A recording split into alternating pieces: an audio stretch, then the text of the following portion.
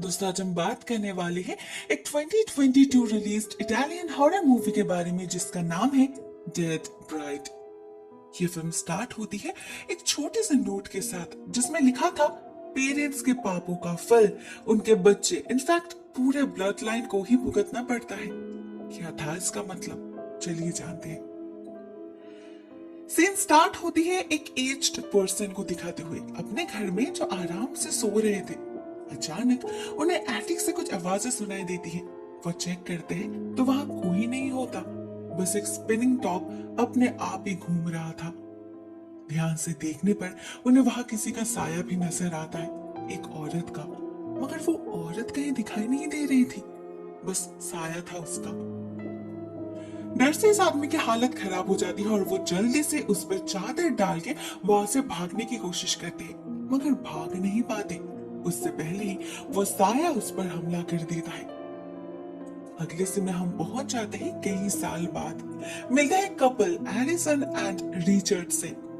उन लोगों ने रिसेंटली एलिसन के चाइल्डहुड होम में शिफ्ट किया था उसके पिता की मौत के बाद, इस प्लान के साथ कि वो लोग कुछ दिन यहाँ पर बिताएंगे। अगर अच्छा लगा तो ठीक है, नहीं तो इसे बेचकर फिर से शहर वापस चले जाएंगे। एलिसन बहुत एक्साइटेड थी, इतने सालों बाद बचपन के यादों को ताजा करके। मगर रात होते ही उसे अजीबोगरीब से सपने आने लगते हैं और वो स्लीप पैरालिसिस में चली जाती है। ये उसकी बहुत पुरानी बीमारी थी, तो रिचर्ड को पता था उसे कैसे संभालना है। एलिसन को याद आता है उसके बचपन में भी उसके डैड एंथनी बिल्कुल ऐसे ही उसे शांत किया करते थे। मगर क्या उसके नाइटमेयर्स एक्चुअल में बस सपने थे या फिर कुछ और? आज भी इसका जवाब उसे नहीं मिला। देखते देखते सुबह हो जाती है और वो लोग रोज के काम में बिजी हो जाते हैं। रिचर्ड ऑफिस निकल जाता है और एलिसन घर की सफाई में लग जाती है। तभी बुक शेल्फ में उसे एक बहुत पुरानी तस्वीर मिलती है किसी मेरी एंड नेल्सन की। एलिसन इन्हें पहचान नहीं पाती, फिर भी वो फोटो को रख देती है। फाइनली सारा काम खत्म करके जब वो कुछ देर के लिए रेस्ट लेने बस जा ही रही थी कि उसे ऊपर के वॉशरूम से पानी की आवाज सुनाई देती है। वो चेक करती है तो पाती है पानी का नल खुला है और पूरा सिंक गंदे पानी से भर चुका है। जरूर ड्रेनेज होल में कुछ अटक गया होगा, इसीलिए पानी निकल नहीं पा रहा। वो जल्दी से साफ करती है और उसे मिलता है एक बहुत लंबा बालों का गुच्छा। किसी औरत के बाल लग रहे थे, पता नहीं किसके। और वैसे भी ये नल किसने खोला? तभी पास में ही उसका बेटा सेट रोने लगा था, तो एलिसन जाके उसे संभालती है और वहां उसे मिलता है एक वुल का गोला, जिसे देखकर उसे अपने माँ सुजान का याद आ जाता है। उसकी माँ को डिजाइनिंग का बहुत शौक था और वो जब भी उनसे खेलती थी बहुत डांट पड़ती थी उसे। लेकिन ये गोला यहाँ कहाँ से आया? एलिसन कुछ समझ नहीं पाती, ना समझने की कोशिश करती है। हर दिन ऐसे ही छोटे मोटे हादसों को अनदेखा करके और कुछ दिन बीत जाते हैं। धीरे धीरे वो लोग इस घर में सेटल्ड होने लगे थे, सब कुछ बिल्कुल परफेक्ट चल रहा था। ऐसे में एक दिन रिचर्ड उससे कहता है कि उसे कुछ दिनों के लिए बाहर जाना होगा काम के सिलसिले में। एलिसन को ये बात पसंद नहीं आती। असल में वो मेंटल इलनेस के पेशेंट है, एंजाइटी, डिप्रेशन, कुछ चाइल्डहुड ट्रॉमास के कारण अभी भी उसे मेडिसिन लेनी पड़ती है, साथ में स्लीप पैरालिसिस तो है ही। ऐसे में रिचर्ड उसे एक नई जगह पर अकेला छोड़कर कैसे जा सकता है, वो भी एक ऐसे घर में जहाँ बस कुछ ही दिनों पहले उसके पिता ने सुसाइड किया हो। रिचर्ड का यहाँ पर ट्रांसफर हुआ है, इसीलिए तो उसने सब कुछ छोड़ छाड़ कर यहाँ आने का डिसीजन लिया था। अभी वो ही जा रहा है। बहुत रिक्वेस्ट करने के बावजूद रिचर्ड अपना डिसीजन नहीं बदलता। कहता है इस ट्रिप पर उसका प्रमोशन डिपेंड कर रहा है, उसे जाना ही होगा। एलिसन को शक होता है, जरूर उसकी एक्स गर्लफ्रेंड जो उसकी कलीग में है वो भी जा रही है उसके साथ, तभी तो इतना बेताब है वो और कुछ नहीं कहती, सोचती है किसी तरह संभाल लेगी, कुछ ही दिनों की तो बात है। मगर सब कुछ इतना आसान नहीं रहता।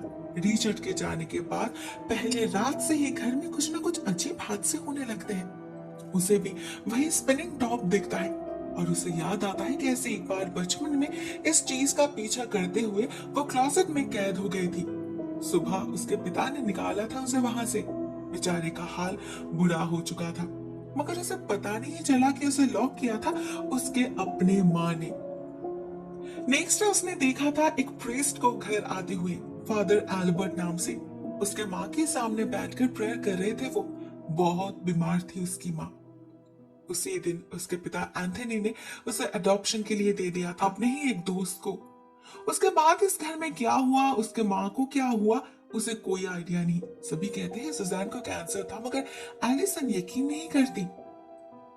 पहले दिन इन्हीं यादों में बीत जाता है। असली प्रॉब्लम शुरू होती है सेकेंड नाइट से। एलिसन को बेबी मॉनिटर से सेठ के रोने की आवाज आने लगती है। साथ में एक और लेडी की आवाज भी, जो उस पर चिल्ला रही थी, साथ में कह रही थी कि वो उसे अपने साथ ले जाएगी। एलिसन सब कुछ सुन रही थी। इवन उस फीमेल एंटिटी को वो अपने आसपास फील भी करती है। ये वही थी जिसे वो बचपन से देखती आ रही है, मगर वो कुछ नहीं कर पाती। पैरालाइज्ड हो चुकी थी वो। फाइनली देर रात जब उसका कंट्रोल लौटता है, वो सबसे पहले सेठ को चेक करने जाती है। उसके बाद कॉल करती है रिचर्ड को, मगर वो ज्यादा कुछ नहीं सुनता, ज्यादा बातें भी नहीं करता। कमरे में उसकी गर्लफ्रेंड जो वेट कर रही थी। उधर एलिसन को एटिक से आवाजें सुनाई देने लगी थी। वहां जाने पर उसे 25 साल पुराना वीडियो टेप्स मिलता है, जिसमें उसके माँ के कुछ क्रीपी बिहेवियर्स रिकॉर्डेड थे। उन्हें देखकर एलिसन श्योर हो जाती है उसके माँ को कैंसर नहीं था, बात कुछ और है। रात होते ही उनके बिहेवियर्स बदल जाते थे और अपने ही बालों को नोचती थी वो। उसके बिस्तर के पास जाके पता नहीं कौन से लफ्ज में पता नहीं क्या बिड़बिड़ाती थी, तब उनकी वॉइस भी बदल जाती थी। एक ऐसे रिकॉर्डिंग सुनते वक्त एलिसन का टेप जल जाता है। वो समझ पाती है ये चीजें नॉर्मल नहीं है। उसके साथ इतने सालों से जो कुछ भी हो रहा है, उसके नाइटमेयर्स, विजन्स, हेलुसिनेशंस, जो कुछ भी है, उन सब का कनेक्शन इसी से है। और इस घर में आने के बाद से तो चीजें और भी ज्यादा बिगड़ने लगे हैं। उसके सवालों का जवाब एक ही शख्स दे सकते थे, फादर एल्बर्ट। तो वो अगले दिन उन्हीं के पास जाती है। इनिशियली वो कोई मदद नहीं करते, साफ साफ इनकार कर देते हैं कुछ भी जानने से, मगर फिर कुछ देर बाद खुद ही आते हैं एलिसन से मिलने और बताते हैं उसके माँ की असलियत। पता चलता है एलिसन का शक ही सच है। सुजैन को कोई बीमारी नहीं थी, बल्कि वो पोसेस्ड थी। एल्बर्ट ने उस पर एक्सोर्सिज्म परफॉर्म किया था। वो सक्सेसफुल तो नहीं हुए। सुजैन पोसेस्ड हालत में ही अपनी जान ले ली थी, मगर इतना पता चल गया था कि उसे पोजेस किया है एक फीमेल स्पिरिट ने, जिसका नाम मेरी है।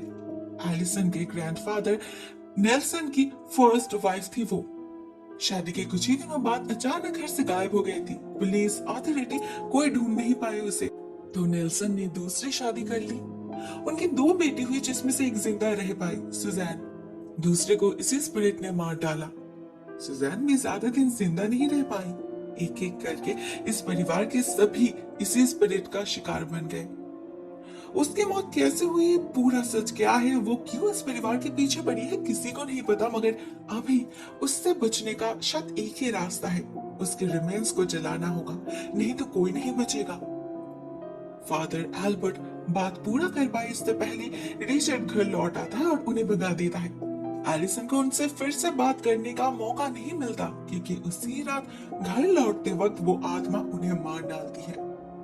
इधर एलिसन बहुत ज्यादा डर चुकी थी। नाइटमेयर्स के डर से वो सो तक नहीं पाती, स्पेशली जब उसे पता चल चुका था कि उसके विजन्स हैलुसिनेशंस नहीं है, रियलिटी है। मेरी के आत्मा ने उसे हिंट दे चुकी थी कि वो उसके बच्चे के पीछे पड़ी है, मौका मिलते ही वो उसे ले जाएगी। एलिसन टेंशन में पागल हो रही थी। उधर रिचर्ड उस पर यकीन ही नहीं कर रहा था। उसे लग रहा था एलिसन को साइकियाट्रिस्ट के पास जाना चाहिए। मगर रात में अचानक एलिसन को नीचे फादर एल्बर्ट दिखाई देते हैं। जब वो उनका पीछा करती है तो पता चलता है वो मेरी की आत्मा है। वो एलिसन पर हमला करके उसे नीचे रोक रखती है। उधर रिचर्ड के कमरे में दरवाजा भी बंद हो चुका था। सब कुछ शांत होने के बाद जब वो दोनों ऊपर जाते हैं तो उन्हें वही दिखता है जिसका डर था। सेट गायब हो चुका था।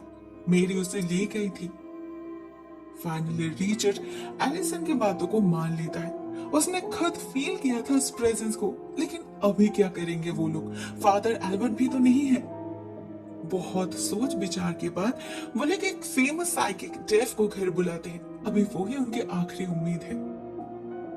डेव घर में आते ही सबसे पहले बेडरूम को देखने जाते, जबकि एलिसन या फिर रिचर्ड किसी ने भी उनसे कहा नहीं था कि सेट कहाँ से गायब हुआ है।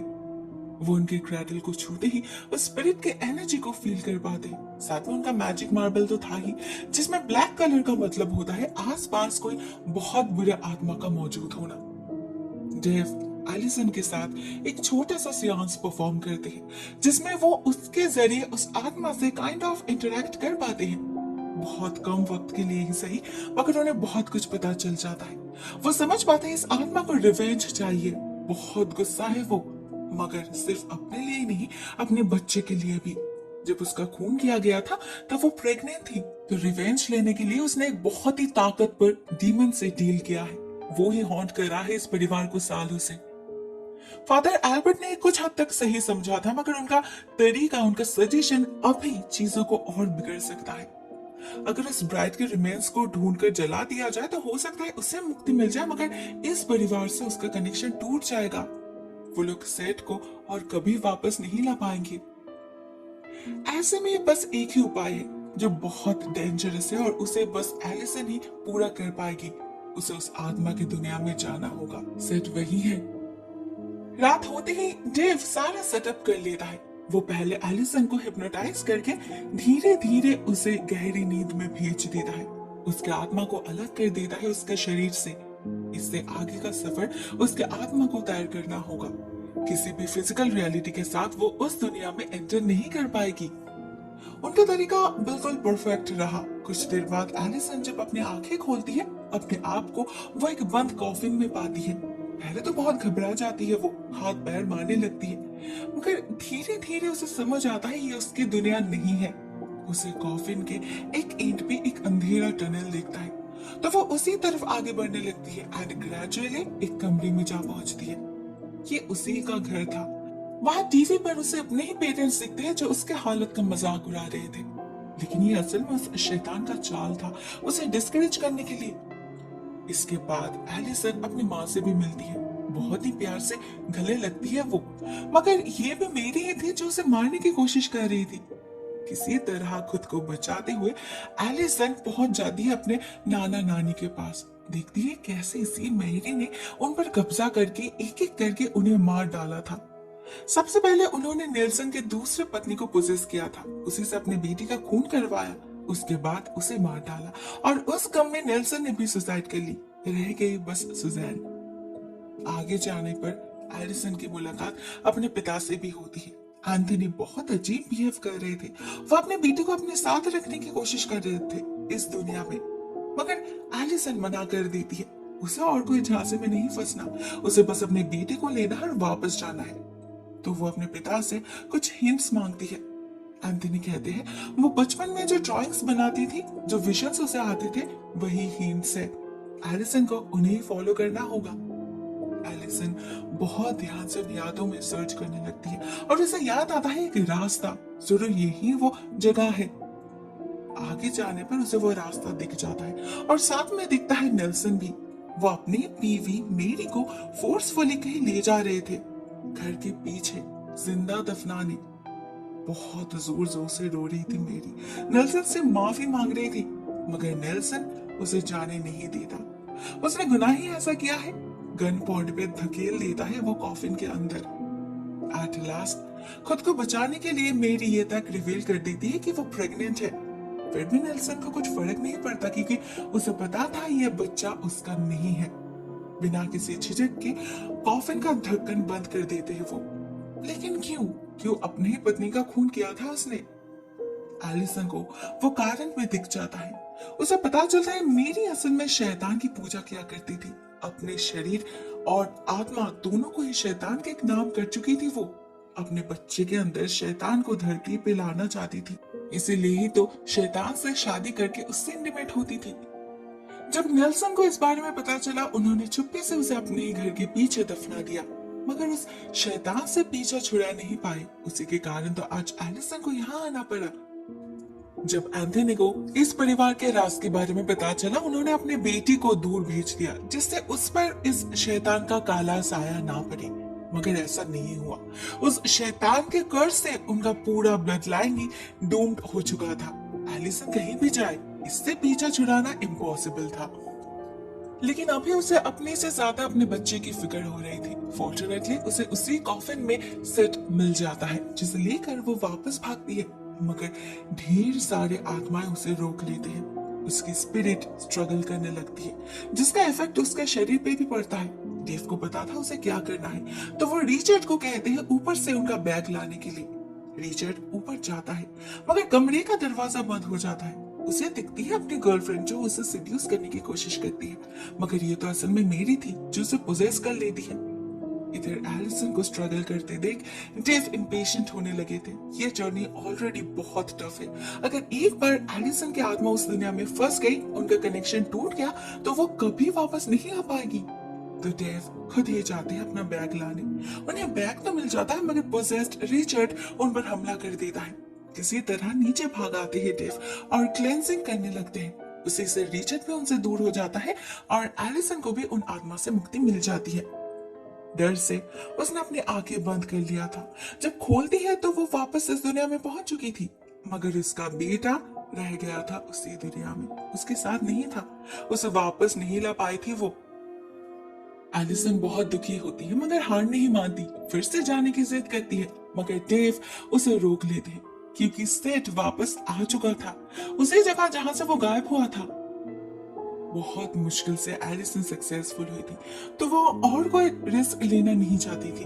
कुछ ही दिनों के अंदर वो इस घर को बेचकर शहर वापस जाने की डिसाइड कर लेती है। फाइनल शिफ्टिंग के दिन डेव आते हैं उनसे मिलने, उन्हें अलविदा कहने। मगर घर में कदम रखते ही न जाने क्यों उन्हें बहुत अजीब सा फील होता है, जैसे वो इविल प्रेजेंस अभी भी है, मगर ऐसा होना तो नहीं चाहिए था। उसकी मुलाकात एलिसन से भी होती है।